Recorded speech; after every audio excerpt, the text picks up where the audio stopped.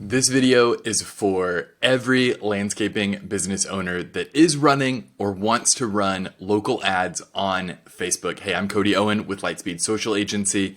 These kinds of ads can be highly effective. They can yield incredible results. I have helped businesses go from $400,000, $500,000, $600,000 to over $1 million to over $2 million using Facebook and Instagram ads to target specific neighborhoods. But Facebook does not tell you the truth, right? Facebook lies to you all the time. There have been multiple times Facebook has gotten it wrong. They have led pushes in the wrong direction. They have deliberately misrepresented stats to advertisers and to page administrators.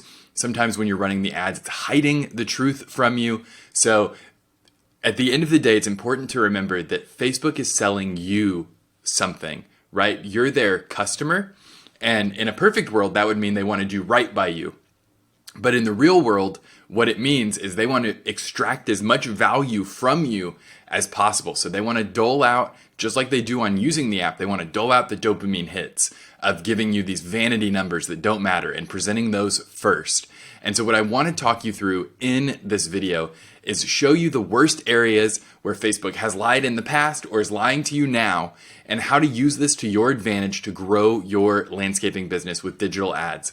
I am Cody Owen. I own Lightspeed Social Agency. I have been professionally running Facebook and Instagram ads for just about the last 8 years.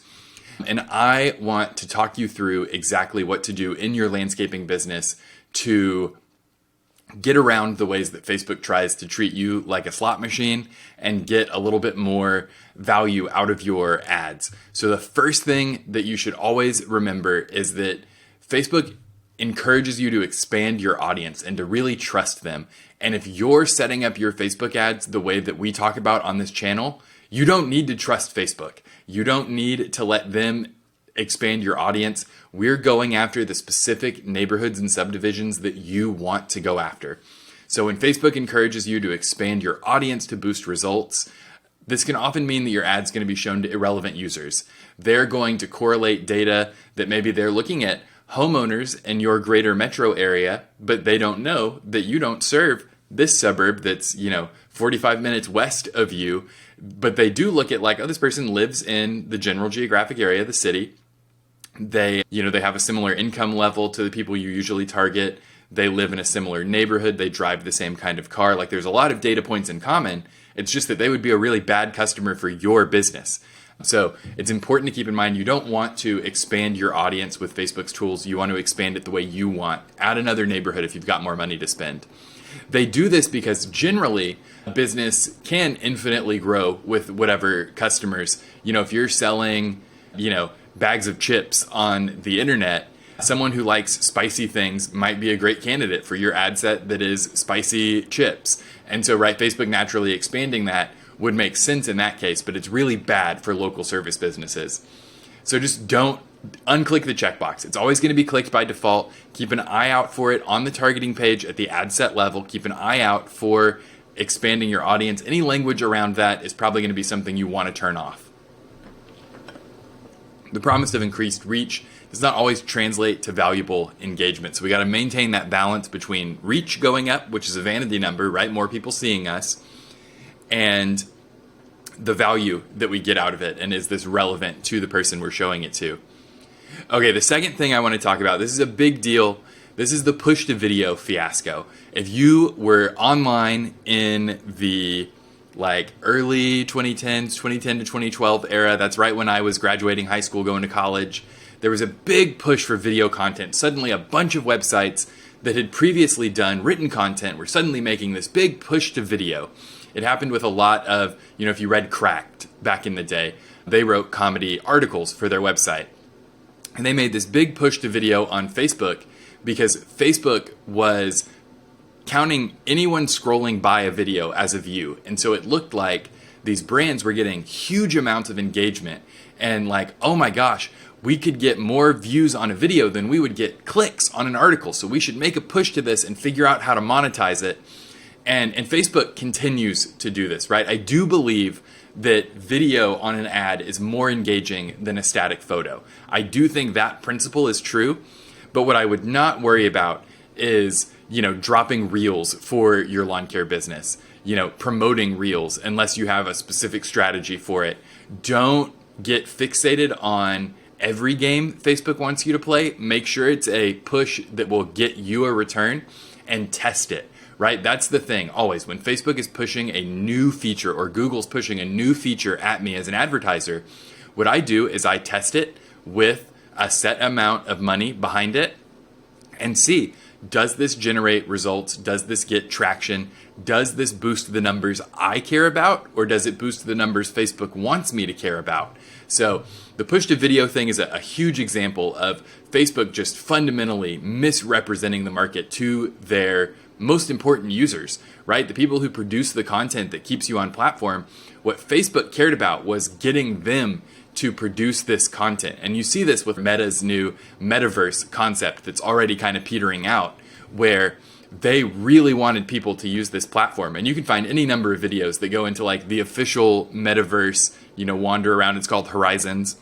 And no one's there, right? It's not a product that people are using or care about, but they've spent billions of dollars trying to make it a thing.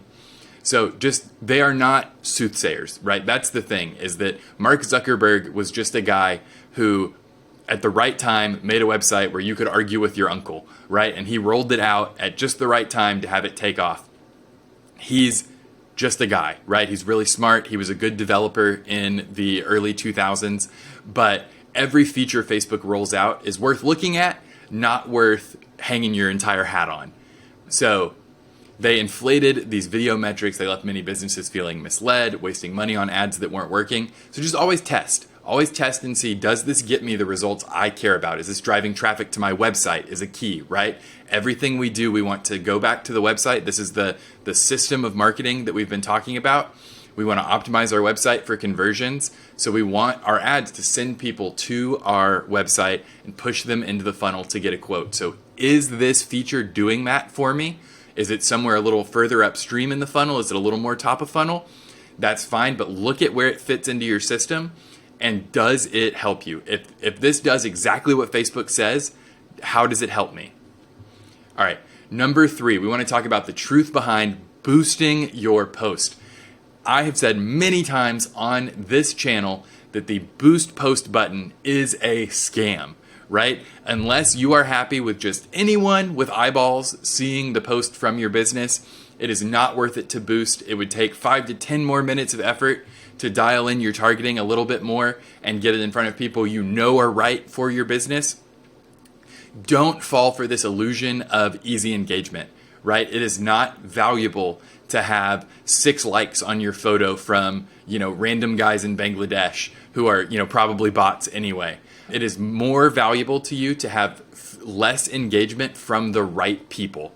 So make sure to don't take a shot in the dark with this, right? There's no reason to throw good money at a bad solution.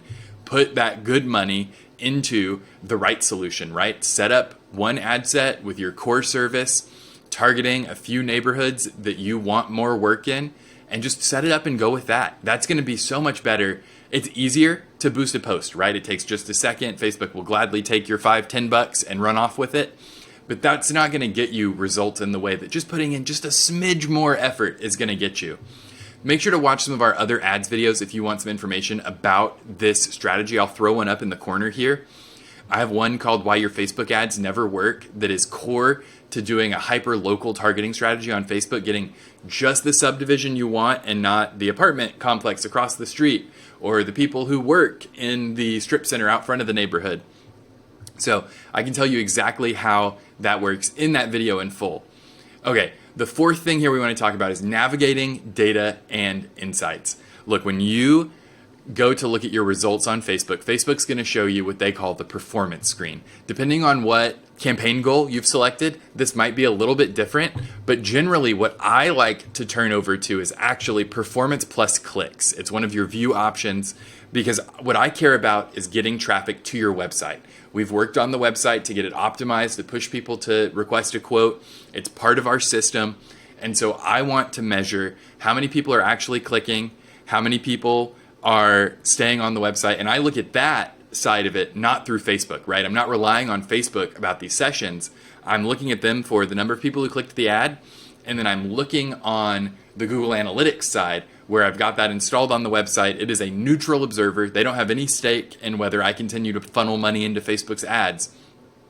That can tell me whether these are good quality sessions. This might inform we might revisit our creative, right? If people are hitting the ad and bouncing, it means there's a mismatch between the ad and the website, right? If someone was interested enough in your ad to click through, and then the moment they came through, they left, there's either something wrong with the website, like fundamentally something's loading wrong, something just is really jarring when they hit it, or we have a mismatch between what we're promising in the ad and what we're delivering on the website.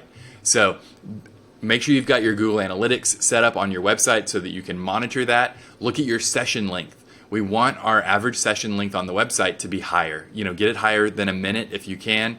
A way you can do that, like kind of a cheat code for it, is to have a welcome video that has all the information they would skim in 12 seconds on the website. They might spend 30 or 40 seconds watching you explain it to them.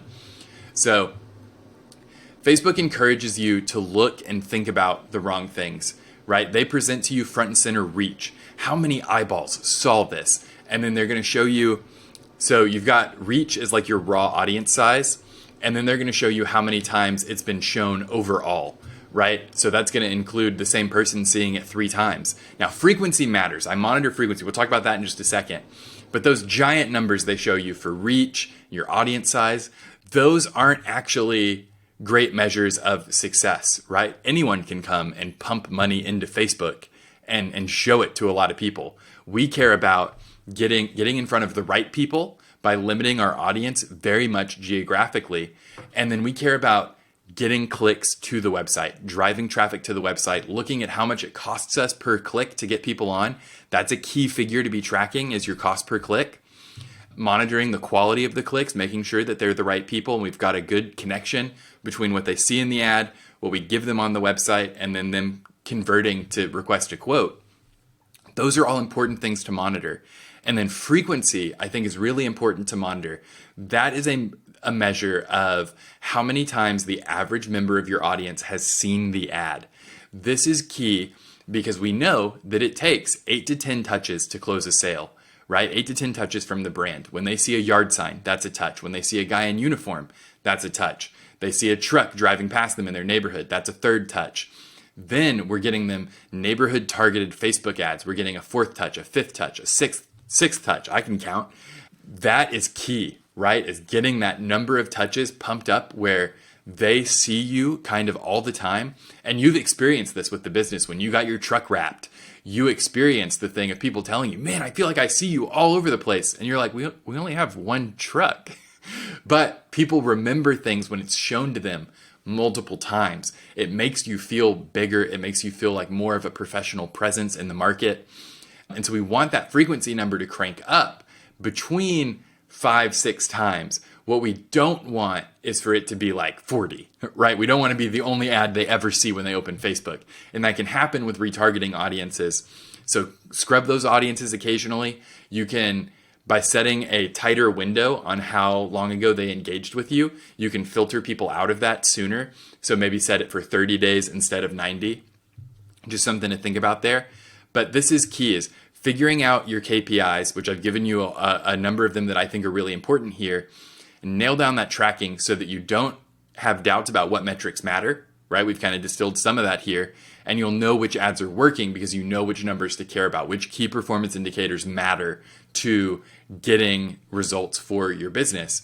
Now, one way you can fix this is to take an extended course in Facebook ads. Like, that's how I got started, right? I got some certifications from Digital Marketer HQ, and then I spent a lot of money running ads to learn how to be a Facebook ads expert, learning what would work in my specific market, taking theory and putting it into practice. You can do that, or you can hire a Facebook ads expert like us over here at Lightspeed. If you're trying to grow this fall, we can get you online immediately, get aeration ads out the door, get aeration emails out the door to your existing clients, fall cleanups, Christmas lights, whatever you have going on. We are running a little bit of a special right now if you're trying to come online for the fall. So reach out to me and I can walk you through all of that. There will be a link down in the description where you can fill out our quote form and I'll get that over to you. We are also still doing free website audits. So if you know that your website is a weak link or you're suspicious that your website could be a weak link, we can get that figured out for you and let you know. So it is important to know the pitfalls of the ad platforms you are using and to think about how they benefit from representing data to you in the way that they do. So that is key here, knowing what numbers matter to you to grow your business and knowing which numbers matter to Facebook to get you to spend more money, right? So we want to be thinking about that. And at the end of the day, if you need to turn to the experts to build and optimize your Facebook ads, work with us here at Lightspeed. I hope that you will subscribe to this video if you're not subscribed to the channel already, and make sure that you give it a like as well if you made it all the way to the end here. Hey, thanks so much for being here. I will talk to you next week.